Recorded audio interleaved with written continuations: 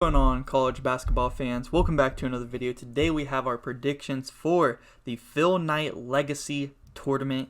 Earlier today we did the Phil Knight Invitational Tournament predictions, and we had like the Maui Jim Maui, the Battle for Atlantis, all those already up on the channel. So if you guys want to go back and watch those, you can do that. And soon we're going to have our updated power rankings here at the start of December after we get through Feast Week. A lot will change, a lot already has changed from my preseason power rankings. So after Feast Week, we will have our updated ones, and that's going to be a lot of fun. So we're going to have a lot of college basketball content coming up on the channel. Make sure you guys hit that subscribe button if you guys are new. And if you guys are watching this, it's either the day before Thanksgiving or Thanksgiving probably. So happy Thanksgiving. I'm very thankful for all my subs and for you guys watching this. If you guys haven't subbed already, please consider it. We're super close to 2,000. Help your boy out. And yeah, let's get right into it. So our first matchup of the first round, we do have Duke against Oregon State, and this one pretty easy. I mean, Oregon State might be one of the worst teams in the Power 6. I mean, they're definitely going to be down there. They just lost to Portland State, who is in this tournament actually. So I am definitely going to go with Duke here for this first game to move on to the semifinals. Oregon State just not that great at all, and Duke, I've been very impressed. Honestly surprised.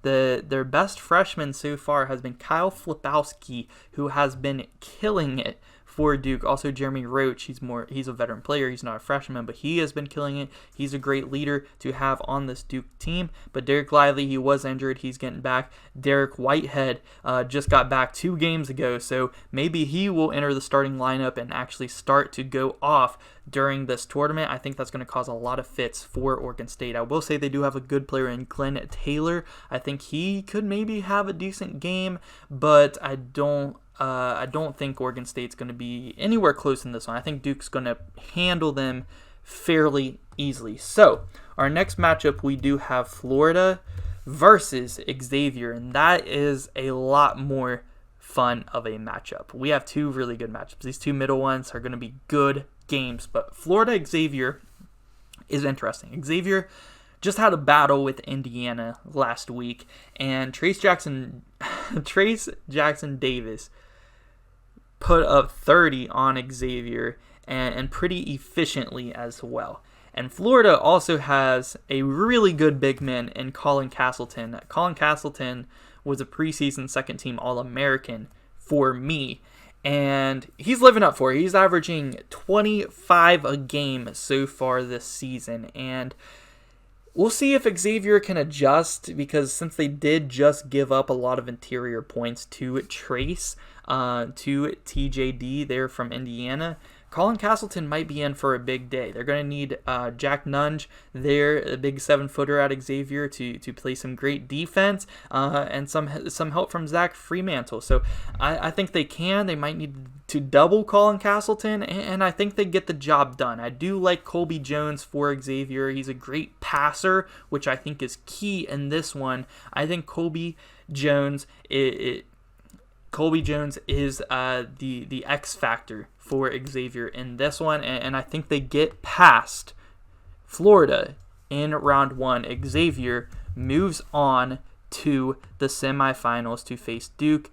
Sean Miller, with his first year back with Xavier, gets a dub here in this tournament. So Florida will move on to the losers bracket to face Oregon State. So our third matchup is a fun one. It's my favorite team, WVU. As you can see, I got some WVU basketballs up here against Purdue. And WVU, to my surprise, we have a brand new team, a lot of transfers, a lot of players coming in from different places. It's a completely different team from last year. And to my surprise, they have been very, very solid. Now, Purdue, they start 2 freshmen at their guards, but Zach Edey, however, has been having himself quite a year so far, averaging 20 and 13 boards a game, so that is going to be tricky for this West Virginia team.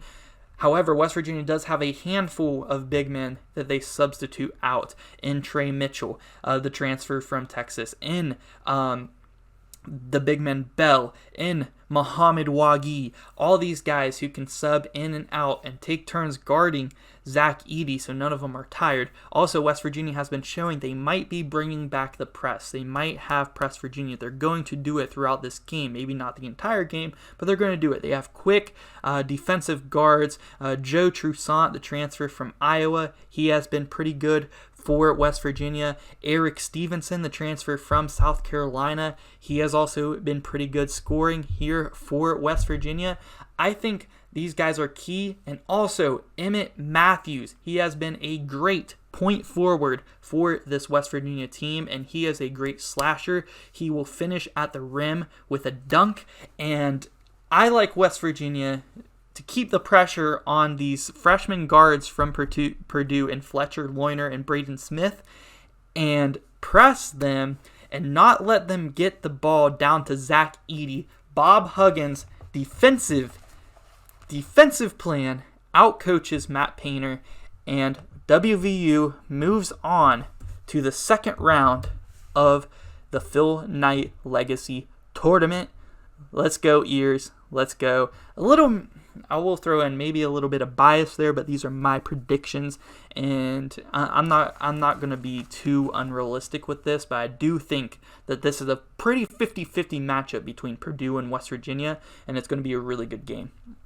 Then we got Portland State against Gonzaga, and a pretty easy one here. I'm not going to spend too much time talking about it. I mean, Gonzaga with Drew Timme and Julian Strother and all these boys, man. It's just going to be too much for Portland State. Malachi Smith coming off the bench. Not as much of an impact as I thought that he would have, honestly, but he's still, getting some good bench production there for the Zags. So, the Zags guard play though, Nolan Hickman, Rasir Bolton, their starting guards have been outstanding so far, and that's the reason I'm taking Zaga over Portland State here in this one. So, we will go like we always do, and we will start with the winners bracket first, get our champion, and then swing back and do the losers bracket. So our first semifinals matchup, we do have Duke versus Xavier. And this would be a super fun matchup because are we going to start seeing stuff from Derek Lively or what? Because Jack Nunge and Zach Fremantle could have their way down low if Derek Lively Jr. and Flipowski aren't ready, because those are two freshmen. Now, Flipowski has been playing great offense, but I think Xavier could get some inside scoring. The real matchup here is going to be Colby Jones versus Jeremy Roach. Two good veteran guards, two great passers, and two leaders of their team. But I am actually going to take what's going to probably be the upset in this one, and I'm going to take Xavier to move on to the championship and defeat Duke in the semifinals. So Xavier moves on to the championship. Then we have West Virginia against Gonzaga, and this is going to be a real test for West Virginia to see really where they are at. If they beat Purdue, I will be very happy with my team. That shows me that they are a tournament level team. Now, we'll see how they how they do against Gonzaga. I am going to pick Gonzaga to win. I will be cheering on my boys for WVU if we get there and be hoping they win, but I am going to go with Gonzaga. I just feel like the veteran guards, they're good guards. They have Nolan Hickman, Rasir Bolton, they're good shooters. Drew Timme is going to be hard to stop as well, so we kind of got to we're going to get prepared for that by trying to stop Zach Edey, but Drew Timme is another type of animal, man, and it's going to be a good game. I think West Virginia could hang in there a little bit closer than a lot of people might think, but I am going to go with Gonzaga here to win this one. So, my champion in this one is going to be Gonzaga. I have to say, I think Gonzaga is going to win this one, even though I do think Xavier could give them a big run for their money. It goes back kind of to where Xavier gave up a ton of points to TJD at Indiana, and they're going to go up against Drew Timme, one of the better big men in the country as well. I think Drew Timme could have a big game in this one, and kicking it out to their guards, they put up a lot of points, and I think Gonzaga defeats Xavier in this one. So Gonzaga is my champion. I'll go ahead and write them here in the middle.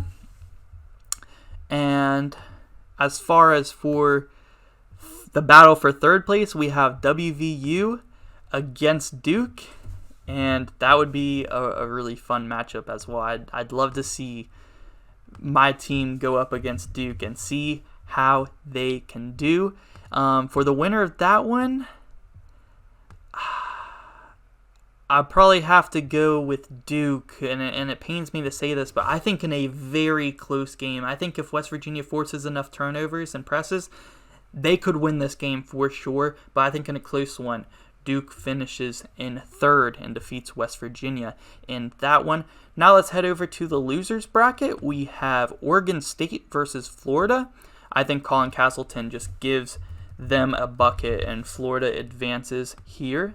And then we have Purdue versus Portland State. That's a pretty easy one as well. I think Zach Edey really gives them a game, and Purdue wins that one. So then for fifth place, we have the battle between Florida and Purdue.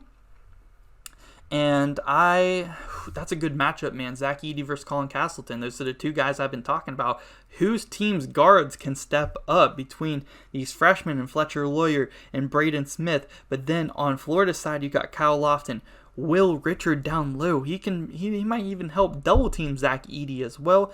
So for those reasons, I'm going to go with Florida to win and get fifth place. Purdue in sixth place. And then the battle down here, to see who won't finish last, we get a rematch from just the other day where Portland State already beat Oregon